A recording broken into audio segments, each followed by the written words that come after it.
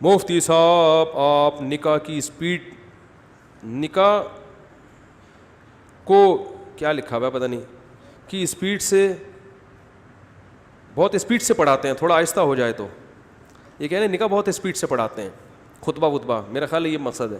میں اس لیے اسپیڈ سے پڑھاتا ہوں کہ جو نکاح پڑھوانے کے لیے آ رہے ہوتے ہیں ان کی عمریں دیکھ کے لگتا ہے کافی لیٹ ہو چکے ہیں یہ، تو اب ذرا اسپیڈ سے پڑھاؤ کیونکہ اب مزید لیٹ نہ کرو تو اس لیے ہماری نکاح پڑھے خطبے کی اسپیڈ کیا ہوتی ہے، تھوڑی تیز ہوتی ہے اس لیے. اور دوسرا میں اتنے نکاح پڑھاتا ہوں کہ اگر میں وہ تجویز سے پڑھانا شروع کر دوں تو بھائی جو کام بہت زیادہ ہوتا ہے اس میں اسپیڈ خود بخود بڑھ جاتی ہے. لوگ بہت زیادہ کہتے ہیں آپ نکاح پڑھا دیں، آپ نکاح پڑھا دیں، آپ نکاح، تو ہمیں بڑی اسپیڈ. اور ایک اصل وجہ تو وہ ہے کہ لیٹ ہو چکے ہوتے ہیں تو اب تھوڑی اسپیڈ ہونی چاہیے. اچھا لوگ بھی عجیب عجیب طریقے سے پڑھا رہے ہوتے ہیں نکاح. بعض قاضیوں کو دیکھا اتنی تجوید کے ساتھ اور پتہ نہیں اول آخر اتنے درود شریف، پھر گواہوں کے نام، اور پھر 3 دفعہ قبولواتے ہیں.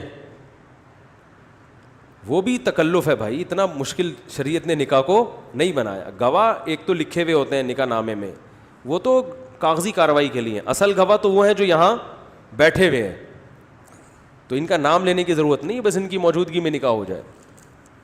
ہمارے ایک مسجد کے امام صاحب نکاح پڑھاتے تھے، جب لڑکی کا نام لیتے تو نام لے کے یہ کہتے اور اس گھر میں اس نام کی کوئی دوسری لڑکی بھی موجود نہیں ہے. اور اتنا زیادہ، تو مجھے وہ ایک واقعہ یاد آتا تھا کہ ایک وہمی آدمی، وہ نیتیں ہوتی ہیں نا لوگوں کی، بڑی لمبی لمبی نیتیں ہوتی ہیں. میں نیت کرتا ہوں 4 رکعت نماز ظہر کی پیچھے اس امام کے. اصل میں تو یہ ہے کہ جب آپ ظہر کی نماز پڑھنے آ رہے ہو تو کھوپڑی میں یہی ہے کہ ظہر پڑھ رہا ہوں، تو استحضار تھوڑا سا کر لے بھائی ظہر پڑھ رہا ہوں، بس یہ کافی ہے. اور جب امام کے پیچھے کھڑا ہوگا تو خود بخود نیت ہوتی ہے کہ امام کے پیچھے پڑھ رہا ہوں، اکیلے نہیں پڑھ رہا. تو تھوڑا سا استحضار کرنا ہے بس. لیکن وہمیوں کو یہ باتیں سمجھ میں نہیں آتی. پھر یہ بتانے کی ضرورت نہیں 4 رکعت پڑھ رہا ہوں تو 3 رکعت، تو جب ظہر ہے تو 4 ہی ہوں گی نا، تمہاری مرضی سے 2 تھوڑی ہو جائیں گی وہ.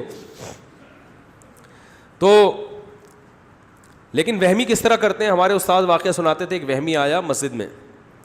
اب ایک تو زبان سے بھی کہتے ہیں، ان کو ڈر لگتا ہے پتہ نہیں دل میں نیت آ رہی ہے کہ نہیں آ رہی، تو زبان سے بولتے ہیں. اب زبان سے کہہ رہے ہیں میں نیت کرتا ہوں 4 رکعت نماز ظہر واسطے اللہ کے، یعنی یہ بھی ہے کہ اللہ کے واسطے ہو رہی ہے، کسی اور کے واسطے نہیں ہو رہی.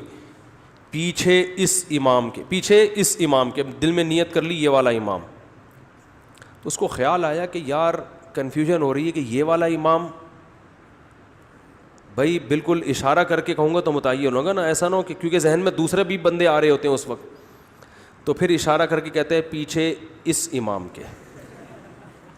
اب اس کو وہم ہوا کہ یہ میری جو انگلی ہے یہ تھوڑی سی کرو ہے، تو جب میں نے یہ اشارہ کیا تو یہ ہو سکتا ہے تھوڑا سا یوں گھوم کے یوں چلا جائے.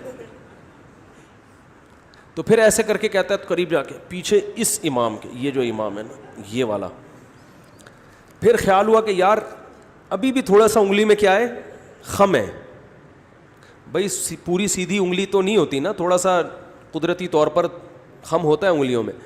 پیچھے یہ والا امام. پھر بھی شبہ ہوا تو جا کے امام کو دھکا دیکھ رہا، کہتا ہے پیچھے اس امام کے.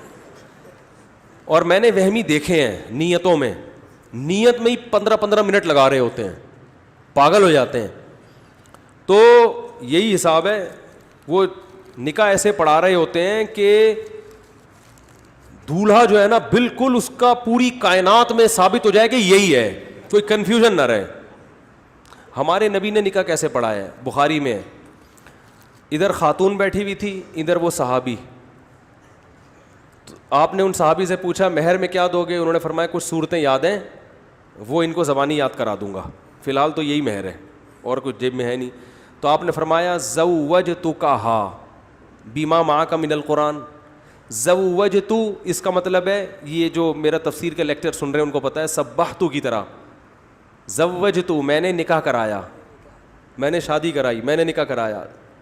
زوجتو میں نے نکاح کرایا، کا مطلب اشارہ بھی نہیں کیا کیونکہ بات انہی سے چل رہی ہے نا بھائی، بات جس سے چل رہی ہے تو تم سے وہی مراد ہے. کا معنی تم.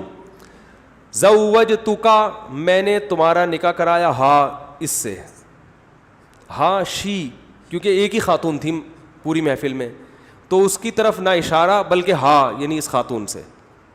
اس خاتون کا لفظ بھی لمبا ترجمہ ہے. ہاں کا معنی شی، ہر یعنی ہم کا نکاح کس سے ہو رہا ہے؟ ہر سے ہو رہا ہے. بس بما معک من القرآن, ان صورتوں کے بدلے جو تمہیں یاد ہیں. یہ مہر, ہمارے یہاں مہر کیا, چلو سکہ رائج الوقت. وہ پھر معجل میں اتنی تجوید میں فرق آتا ہے, اس میں نکالنا منہ سے مشکل ہو جاتا ہے.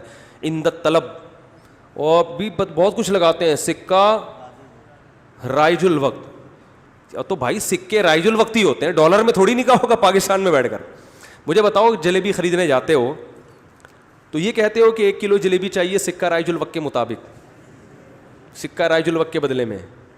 وہ کہے گا جب تو پاکستان میں ہے تو کم بخت پیسوں کی جلیبی ملے گی نا, ڈالر میں تھوڑی ملے گا تجھے.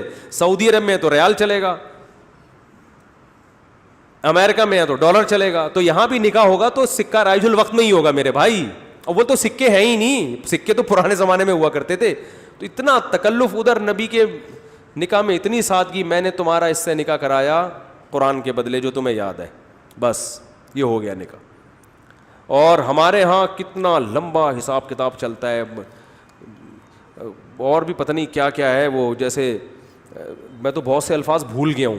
پہلے ہم جاتے تھے نا کسی نکاح میں تو اتنی لمبی گردان چلتی تھی نکاح کی, بچشمے کچھ اس طرح کے آتے تھے, بچشمے پتہ نہیں فلانے خود, بچشمے خود 4 گواہ, وہ گواہ پھر موکل اور وکیل, وہ پورے ایجاب و قبول میں یہ الفاظ آ رہے ہوتے تھے. یہ پوری تفصیل, پوری گردان پڑھنے کے بعد دولہا سے کہتے تھے کیا آپ نے قبول کیا. دولہا بھول جاتا تھا کہ یہ بات چل کیا رہی ہے ابھی. وہ بھول جاتا ہے کہ وہ ہو کیا رہا ہے. تو اس لیے آرام سے بھائی, تو فلانی کا تمہارے سے نکاح کرایا, قبول ہے, ہاں بھائی چلو شاباش آگے چلو. بہت سے اور بھی کام ہے دنیا میں, صرف یہی تھوڑی ہے.